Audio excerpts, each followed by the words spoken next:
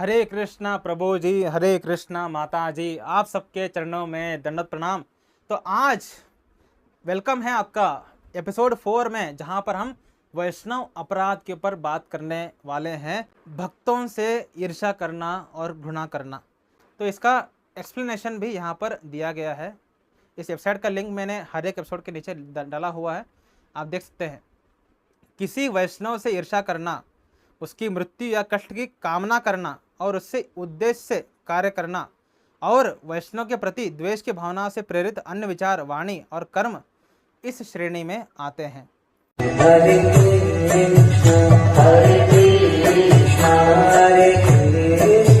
तो पहला क्या है? किसी वैष्णव के प्रति ईर्ष्या करना। तो वैष्णवों से ईर्ष्या क्यों होती है? बिकॉज वो किसी चीज में बहुत एक्सपर्ट है। जैसे मैं भी श्रीमद् भागवतम पे लेक्चर देता हूँ, मेरा सीनियर डेवोटी या मुझसे जो जूनियर डेवोटी है वो भी श्रीमद् भागवतम पे लेक्चर देता है। मैं सीनियर डेवोटी हूँ, मैं ज़्यादा अच्छा लेक्चर देता हूँ, फिर भी उसके चैनल पे व्यूज़ ज़्यादा आ रहे हैं। इसके लिए उनसे ईर्ष्या करना, ये इसको ज़्यादा व्यूज़ क्या आते हैं, है ना, ये भी वैष्णव अपराध है। मेरे गुरु महाराज के मैं सबसे बड़ा डेवोटी हूँ, है ना, सबसे बड़ा शिष्य हूँ, और मैं जो लेक्चर देता हूँ ज़बरदस्त ऑडियंस आती है, ज़बरदस्त व्यूज़ आते हैं। लेकिन जो मेरे गुरु महाराज से भी जो अच्छा काम नहीं किए, उनका शिष्य जो कि उतना ग्रेट नहीं है, उनके चैनल पे ज़्यादा व्यूज़ आ रहे हैं, उनसे ईर्ष्या हो रही है। तो इस प्रकार से ईर्ष्या करना वैष्णव अपराध है।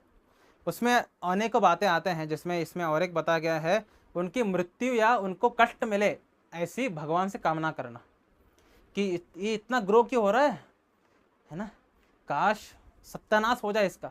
उस व्यक्ति ने आपका कुछ गलती से नुकसान कर दिया, गलती से, जानबूझकर नहीं, गलती से आपका नुकसान कर दिया, तो आपने उसको श्राप ही दे दिया कि तेरा वट्टोलो वट्टोलो हो जाए, है ना, बर्बाद हो जाए तू, है ना। तो आपके मुख से निकल गया, ये वैष्णव अपराध है कि उसने गलती से किया था, जानबूझ के नहीं किया था।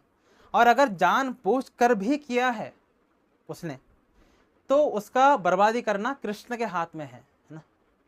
आपने ये अपेक्षा क्यों रखा, इसके वजह से आपको वैष्णव अपराध लगेगा, ठीक है।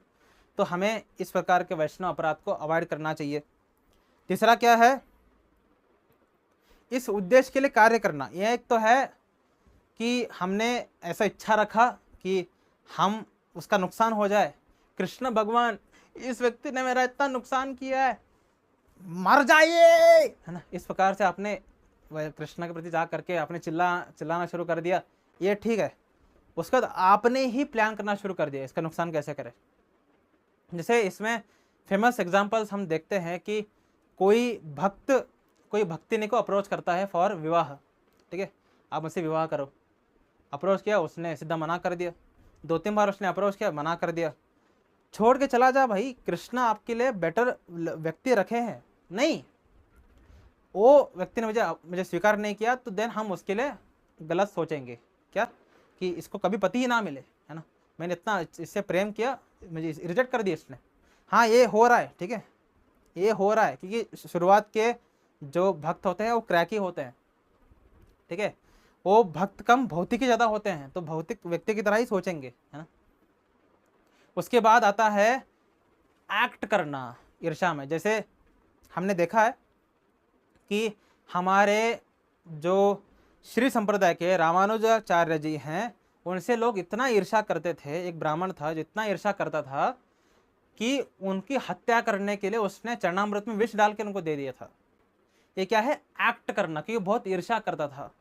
हमने देखा हुआ है जो प्रचार करते हैं, जो कि हमारा नुकसान करते हैं, किस प्रकार से, जो कि ब्राह्मण है, ब्राह्मणवाद फैला रहे हैं, जन्म से जो ब्राह्मण है वही ब्राह्मण है। लेकिन हमारे आचार्य आए और उन्होंने ज़बरदस्त खंडन कर दिया। नहीं, भगवत गीता में भगवान श्री कृष्ण ने बोला है कि गुण और कर्मों से व्यक्ति ब्राह्मण होता है, ना कि जन्म से। सिद्धांत स्थापित कर दिया तो उनका लॉस होना शुरू हो गया। अब उनके टेम्पल में कोई नहीं आ रहा, तो उनका अरे यार ये क्यों आ जाता है हमारे एरिया में, इसके आने की वजह से हमारा लॉस हो जाता है, नीच साला मर जाए, कीड़ा कमीना। इस प्रकार से आपने प्रचार के प्रति, है ना, रंजिश रखा, तो आपको वैष्णव अपराध लगेगा। उसके बाद आपने एक्ट करना शुरू कर दिया।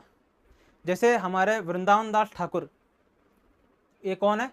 इन्होंने चैतन्य भागवत को लिखा हुआ है, ठीक है, बहुत महान भक्त है। उनके ही गुरु भाई जब इनके सक्सेस को देखे तो उनके मारने के उन्होंने षड्यंत्र रच दिया। पहले तो उन्होंने मन में बहुत सारी गालियाँ दी उनसे ईर्ष्या करने की वजह से कि इतना सक्सेस ये क्यों हो रहा है ना। उसके बाद उन्होंने मारने की कोशिश की। हम बोलते हैं ना कि 20 साल 30 साल भक्ति करते हैं, है ना, लेकिन व्यक्ति के अंदर की सम्मान पाने की इच्छा कभी जाती नहीं है। अहंकार बहुत लेट से कटता है। उस अहंकार की पुष्टि करने के लिए उन व्यक्तियों ने उनका नुकसान करने की कोशिश की, उनको सीधा मारने की सोची। तो ये सब क्या है, ये वैष्णवों से ईर्ष्या करना और एक्ट करना, है ना। हमारे भक्ति सिद्धांत महाराज जी को सहजया लोग, अब संप्रदाय के लोग, ब्राह्मण लोग, मायावादियों, सारे के सारे लोगों ने अनेकों अटैक किए उन पर, उनको मारने के लिए। ये सब ईर्ष्यालु हैं और ये सब वैष्णव अपराधी है।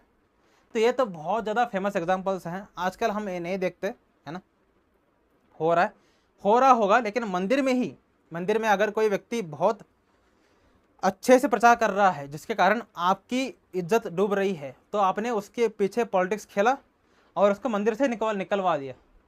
एक बार डॉक्टर केशवानंद प्रभु बोल रहे थे कि उनका एक लेक्चर है कि फ्रस्ट्रेशन का इलाज क्या है, ऐसा कुछ लेक्चर है श्रीमद् भागवतम पे, रिसेंटली ही अपलोड हुआ है 7 दिन पहले। हालांकि ये वीडियो 1 महीने के बाद आ रही है मैं रिकॉर्ड करने के, तो 1 महीने पहले का ये वीडियो है, चाहे तो मैं आपको लिंक शेयर कर दूंगा। उसमें वो बोल रहे हैं कि डॉक्टर केशवानंद प्रभु जब अलग अलग टेम्पल्स में घूम रहे थे और वो एक टेम्पल के बाद दूसरे टेम्पल से उनको निकाला जा रहा था, क्योंकि वो जहाँ जा रहे थे उनका प्रचार के लिए लोग बहुत ज़्यादा आ जाते हैं उनको सुनने के लिए, लेकिन बाकियों को नहीं आ रहे थे। तो बाकी जो उनके गुरु भाई थे या बाकी गुरु के जो शिष्य थे, उन्होंने पॉलिटिक्स खेला, उनको टेम्पल से निकाल दिया। ये भी वैष्णव अपराध है। ईर्ष्या करते हैं ना, इनको क्यों सक्सेस मिल रही है, मुझे क्यों नहीं मिल रही है। ये हमारा टेम्पल है, एक गेस्ट के रूप में आया और इसको इज्जत मिल रही है, क्यों? हमारा टेम्पल है भाई, हमें इज्जत दो, है ना। इस प्रकार से हम वैष्णव के प्रति पॉलिटिक्स खेलना, उनको टेम्पल से निकलवा देना कुछ भी झूठा आरोप करके।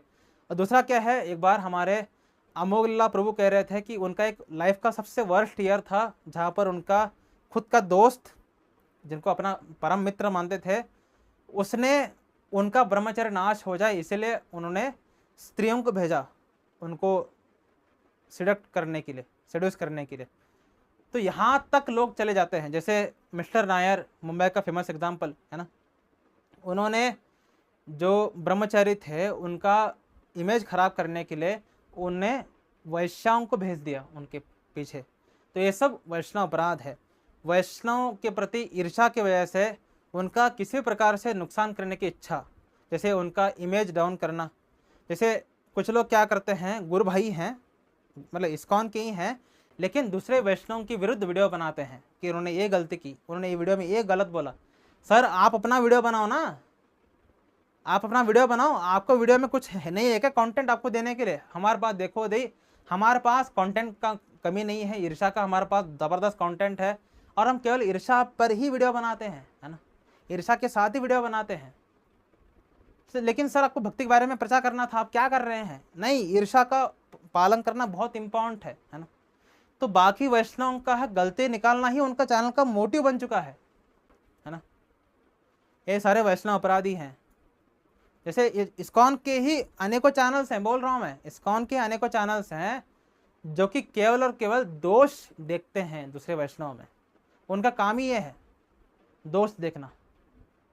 तो ऐसे चैनल्स को हमें बिल्कुल भी नहीं देखना चाहिए। इसमें आते हैं हमारे ऋत्विक वाले भी। ऋत्विक वाले दंडवत है ना आपको, मैंने अनेकों देखा है ऋत्विक चैनल्स में। ये अभी रिसेंटली जो इस्कॉन बेंगलुरु वर्सेस इस्कॉन का जो युद्ध हुआ, इसमें इस्कॉन के डेवोटीज ने भी वीडियो बनाए, ऋत्विक डेवोटीज ने भी वीडियो बनाए, ज़बरदस्त क्लैश हुआ फॉर 1 मंथ। उसके बाद भी ऋत्विक के जो हरे कृष्णा संघ चैनल के जो डेवोटीज हैं, इन्होंने कंटिन्यूस वीडियो बनाते ही गए। और इनके वीडियोज में आप देखोगे, ये जो गुरु महाराज हैं और अमोघलाल प्रभु जैसे 2 डेवोटीज हैं, उनको बिल्कुल भी रिस्पेक्ट से बात नहीं करते, एक वचन बात करते हैं। अमोघलाल दास ने ये किया, अमोघलाल प्रभु भी नहीं, अमोघलाल दास ने ये किया, किए उन्होंने नहीं, उसने ये किया, है ना। जो कि एक मतलब बहुत बड़े डेवोटीज हो गए क्या हरे कृष्ण संघ के, जो कि अभी नए हैं, लेकिन इन्होंने इस प्रकार से अनेकों वैष्णव अपराध किए हैं। क्यों? क्योंकि ये ईर्ष्या करते हैं कि ऋत्विक ही सही है, इस्कॉन गलत है, इस्कॉन इतना बढ़ क्यों रहा है ना। जब हम सही हैं तो हमको बढ़ना चाहिए, इस्कॉन क्यों बढ़ रहा है। इसलिए वो ईर्ष्या करते हैं और रिस्पेक्ट बिल्कुल नहीं देते दूसरे वैष्णवों को। लेकिन हमने देखा है इस्कॉन के डेवोटीज को, बिल्कुल भी ऋत्विक के डेवोटीज को, ये ऋत्विक डेवोटीज बोलते हैं, उनको एक वचन में कभी बात नहीं करते, बहुवचन में बात करते हैं। क्यों? क्योंकि उनके अंदर भक्ति है ना। जिनके अंदर भक्ति नहीं होती, वैष्णव अपराध करने के से भक्ति चला जाता है, वही लोकल गुंडों की तरह बात करते हैं, है ना। तो ये सब वैष्णव अपराधी है, ये सब वैष्णवों से ईर्ष्या करते हैं और यही ईर्ष्या को बढ़ा रहे हैं और अपराध करके करके करके, है ना। इसमें और एक इंटरेस्टिंग लाइन है क्या कि वैष्णव के प्रति द्वेष भावना के प्रति अन्य विचार, वाणी और कर्म इस श्रेणी में आते हैं, है ना। केवल केवल वाणी से कर्म करना, यानी उनसे मिस्टेक निकालना। कर्म करना मतलब क्या है कि वो उनका नुकसान हो, उनकी इमेज खराब हो जाए, उनको टेम्पल से निकाल दो, है ना, उनको गुरु के पोजीशन से नीचे उतरवा दो। इस प्रकार के अनेक षड्यंत्र रचना, ये सब इसी वैष्णव अपराध के अंदर आते हैं। और अगर आप ये वैष्णव अपराध कर रहे हैं, नेक्स्ट लेवल का आपका भक्ति के सारे रिलेशन खत्म हो जाएगा, मतलब पॉज नहीं होगा। पिछले जो हमने वैष्णव अपराध के बारे में बात किए थे उसमें हाई लेवल लो लेवल बात किया था, लो लेवल पे पॉज हो रहे थे, हाई लेवल पे डिलीट हो रहा था। लेकिन ईर्ष्या कर रहे हैं, वो चाहे साधक के प्रति भी ईर्ष्या कर रहे हैं। जैसे अगर कोई आपका छोटा सा ग्रुप है 20-30 लोगों का, और आप किसी पर्टिकुलर डेवोटी से ईर्ष्या करते हैं, और आपने जो ग्रुप के एडमिन हैं उनके साथ बात करके, उनसे दोस्ती करके उस व्यक्ति को ग्रुप से निकलवा दिया, तो ये भी ईर्ष्या है, ये भी वैष्णव अपराध है। इस प्रकार का वैष्णव अपराध अगर आप किसी भी लेवल पे करेंगे, आपके रियलाइजेशन खत्म हो जाएंगे और नए रियलाइजेशन आपको नहीं आएंगे। ये बहुत बड़ा नुकसान आपका हो जाएगा। सो प्लीज़ किसी भी व्यक्ति से, वो चाहे वैष्णव हो, साधक हो, या सीनियर डेवोटी हो, मध्यम अधिकारी हो, किसी भी प्रकार के व्यक्ति से ईर्ष्या ना करना चाहिए।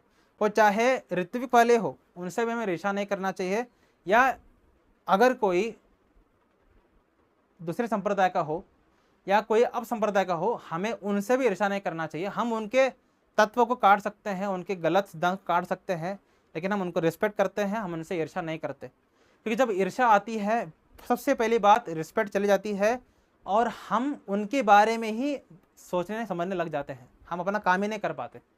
तो ईर्ष्या बहुत डेंजरस है, प्लीज़ इसको अवॉइड करिए। किसी भी प्रकार के व्यक्ति के लिए ईर्ष्या हमेशा डेंजरस ही होता है। ईर्ष्या व्यक्ति को कभी भी नहीं करना चाहिए। एक्चुअली ईर्ष्या केवल 2 चीज़ों की वजह से आता है। क्या? मेरी कुछ इच्छा थी जो इसकी वजह से पूरा नहीं हो रहा, या मुझे सम्मान नहीं मिल रहा, है ना, उसको सम्मान मिल रहा है, मुझे नहीं मिल रहा, यही 2 है ना। मेरे को इच्छा है, जैसे मेरे टेंपल में लोग आए, मेरी इच्छा है, लेकिन इसके वजह से इसके टेंपल में जा रहे हैं, इसलिए इससे ईर्ष्या है। या मुझे ज़्यादा लोग सम्मान देना चाहिए, वो मुझे नहीं मिल रहा, इसको मिल रहा है, इसलिए इसको हम ईर्ष्या करते हैं। तो सम्मान और डिजायर, लस्ट, इन्हीं दोनों की वजह से हम एक व्यक्ति से ईर्ष्या करने लगते हैं।